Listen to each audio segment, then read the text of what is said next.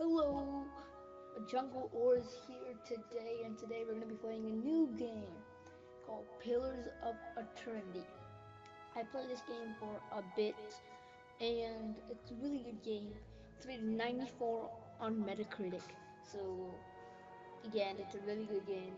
So let's go ahead and start.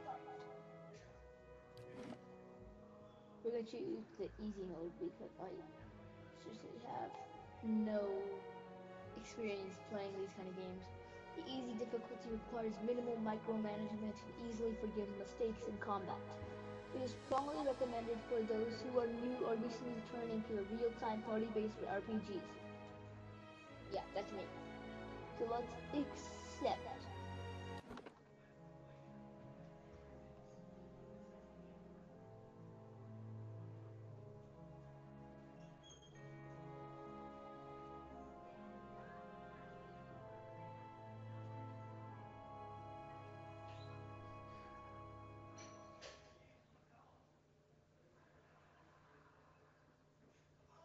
Okay, while this loads, we can read whatever that says. You can. Oh, 5 wagons grope blindly for the path on a starless night, their master glancing ever upward to the skies for assurance that he is on the right course. A dim lantern his only protection against the encroaching darkness. But the skies bring no comfort, shining no light, betraying no hint of what they know. The caravan carries travelers bound for the frontier hamlet of Gilded Vale, you among them, where a local lord has offered land and wealth to settlers from abroad looking for a fresh start. You have taken suddenly ill, sweating and shivering, and one of the other travelers signals for the caravan master to stop on your behalf. He pulls up just in time to avoid plowing into the trunk of a fallen tree that bars the way ahead. You will go no further tonight. so we will not go any further tonight. Yay. No, actually, because we're sick. Why would I say yay? I don't even know. Okay, done.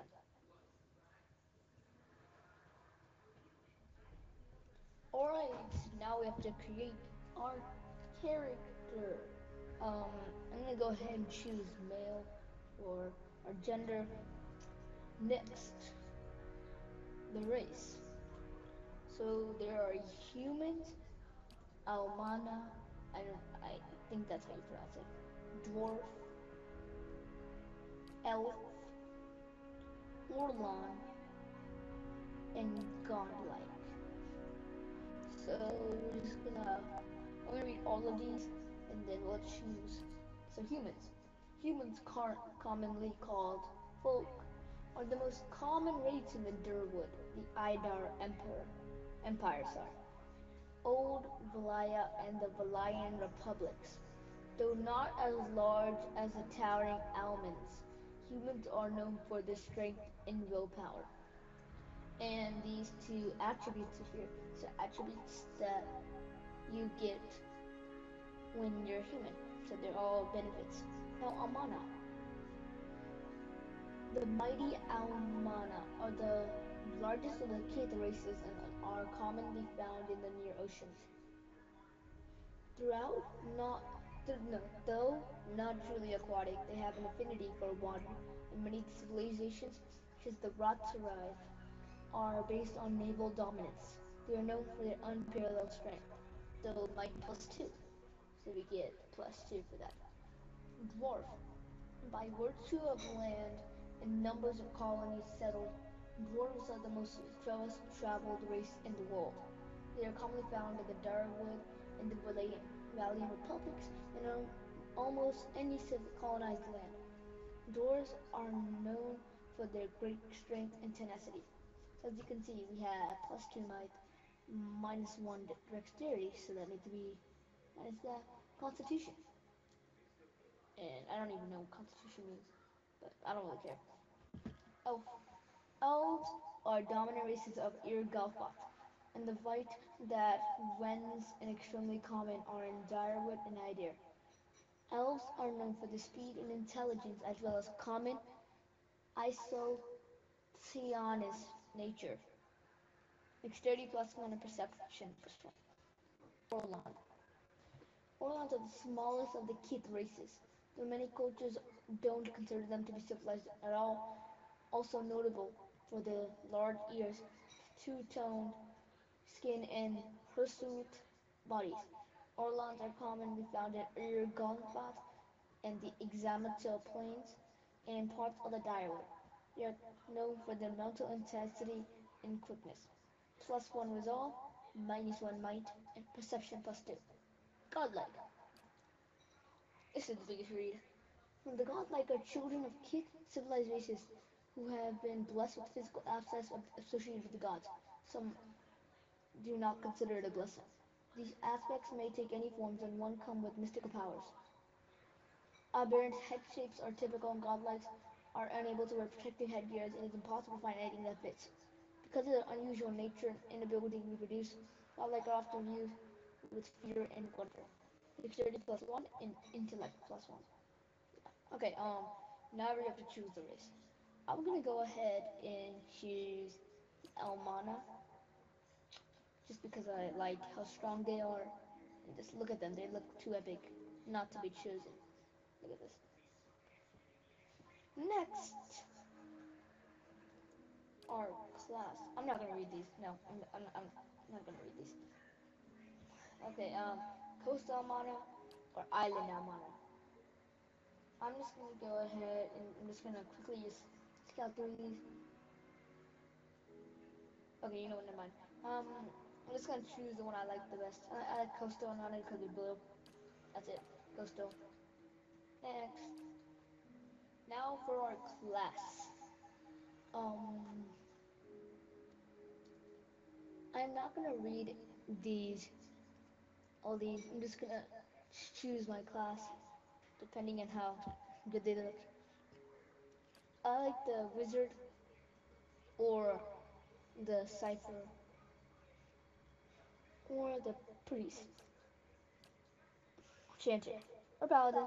There's 5 options here for me, and no, well, there are more than 5 options, but like the 5 options I like. I'm just gonna go with a wizard. Yeah, academic magic with the masters of that. So it's right there. And now let's go to attributes. Oh no, what am I supposed to do here? Okay, we're supposed to choose the spells that we want. No, I'm gonna go ahead, fan of flames, cause this creates a cone of fire in front of the caster, causing burn damage to anyone in the area effect. Thrust for the tattered whales, quick strike concussion plus deal 0 damage and having high chance to disrupt enemy spellcasters. Jolting touch. A ball of electricity jumps from the caster's fingers to the nearest enemy and then to the nearest, costing decreasing amounts of shock damage. And then I have one more. So minor missiles. Summons 3 spell missiles that batter the target inflicting crush damage. So there we go. Press next. Now we have our attributes. So we have 15 points left.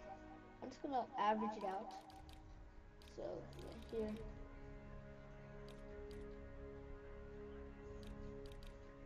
You know what? Let me put it like I'm gonna average these out. So 13. Good. And now culture. Again, these are gonna be a hard read too, but I think I can finish up with them. Iodar Empire is commonly the largest and most powerful force in this part of the world, and centered around the equator and has a tropical climate.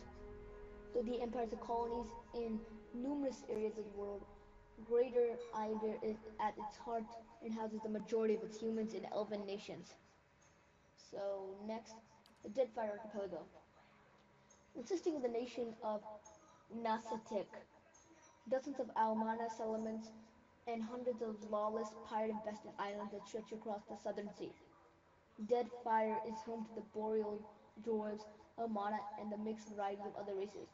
Deadfire Archipelago is the last stop for anyone headed east. A multitude of monstrous sea monsters infest the sea ocean beyond. Via travel virtually impossible. Located to the northeast of Irgolfmont, the Ixotimal Plains are a large expanse of fertile savannas that are extensively farmed by human or land residents. Xantho culture is one of the oldest in the world, though one of the least imperialistic, having spent out little over the past several hundred years, thousand years, sorry. Old Vila, near no, once the crown jewel of the southern seas, Old Vela, sorry, is now the crumbled remnants of an empire of warring merchant nations. Counting many humans and dwarves along the ranks, the old Valan countries are still forces to be reckoned with and are proud of their rich cultural heritage. Ratai. Dominated by the Amana nation of Ratai, the Gulf itself is host to a number of nations, most of them are Amana, Orlan, and Dwarven. Though these countries are relatively young, they are some of the most advanced colonial settlements in the East. The Gulf is a land of riches and resources for those who could take them, though the entire coast is often pummeled by violent storms. The Living Lands. Living Land is a mountainous region of large northern island renowned for its diversity of plants and animal life. Its weather is unpredictable and its ecosystem varies dramatically from valley to valley.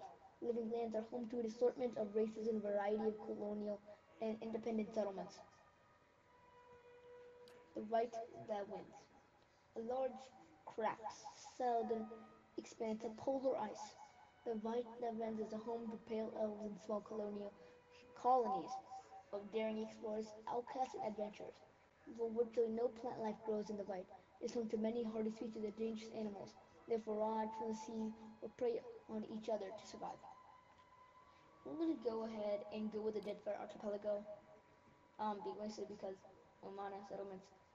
Next would be the Living Lands, but Deadfire Archipelago for me. Background: aristocrat, drifter, explorer, hunter, laborer, mercenary, merchant, raider, or slave. I'm gonna go with a. I'm gonna go with explorer. Next, appearance. I just like this, so I'm just gonna go with that. Oh, and the portrait. Um, this looks good. Voice. Well, follow me. Onward! Quickly and quietly. Oh? I shall lead us to whispers and shadows. Now I am the leader of the group. Ha! Easy now. I like noble, so I'm just gonna go with the noble voice next. So we're gonna call ourselves Shamir. Yay, Shamir. Accept. So I'm just gonna press done now. Done. Yay. Where are we?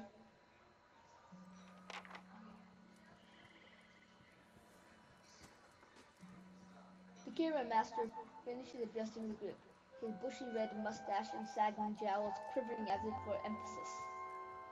Continue. Everybody stays close to the wagons, got it? Stay out of the woods, and beasts take you if you were planning a stroll through those ruins up there. He nods toward a looming black mass on the hillside. Whole area's crawling with hut-dwelling types who would be happy to stick an axe in you for trespassing. So mind that you don't track mud on their sacred blazing rocks. Tonight, everybody stays put, and in the morning we'll get the path cleared. Gilded Vale's less than a day out. Understood? At last, the caravan master turns to you, frowning as he looks over. Frowning as he looks you over. Sorry. Touch of the rumbling rot, could be. There's a stinging beetle round here, carries it. You'll be fine once it passes your innards. Unless you don't drink water, of course. Which case you'll be dead in a day. There's a berry grows in these parts, small and pink, called a springberry. About the size of a fingernail. Give you cramps if you eat it, but the frontiersmen make a tea from it. Calms the insides. Should get you through the night. You might check around, see if you can find some. Meanwhile, I'll see if we can scare you up some water. But didn't you just say that if you drink water, then you're gonna die? No, thank you. I know you want to hunt before it gets much darker, but see about refilling our water first. Got a sick one here. He nods in your direction, by the way. Udama looks on his shoulder at his assistant, a lanky, intense man named Sparkle. He has an old, sun-bleached bow. Sparkle nods and slides the worn bow over his shoulder.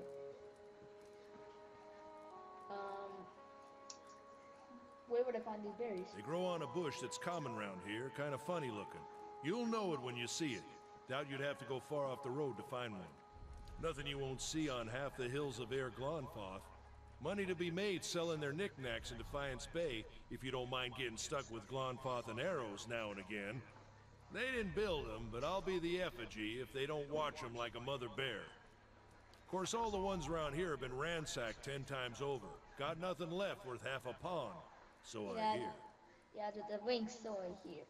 What is this? Character attributes, skills, class, race, culture, and gender. They all open up options for you in the dialogue. These options are not necessarily superior to the other responses, but give you a larger variety of choices to select from. The manner in which close. Okay. Got different names for them. Settlers called them Ingwithans. Nobody that liked them enough to stop them becoming ruins, tell you that much. Let me ask, is it dangerous out here? Not if you hurry about your business. And not if the weather holds up. There's a concern is tone, but he does not elaborate. This time of year, rain mostly, and wind. But there's a different kind of wind out here time to time. Locals call it a beawick, born out of the ether, the spirit's path. Never seen it myself, never cared to. Okay. That's good. They don't got Adra where you come from? Well, it just grows up out of the ground like this. Goes deep like tree roots. Some of it all the way to the heart of the world, you believe the stories. It's more like a shell than a proper rock. Easier to work if you're a mason. Got all kinds of strange properties.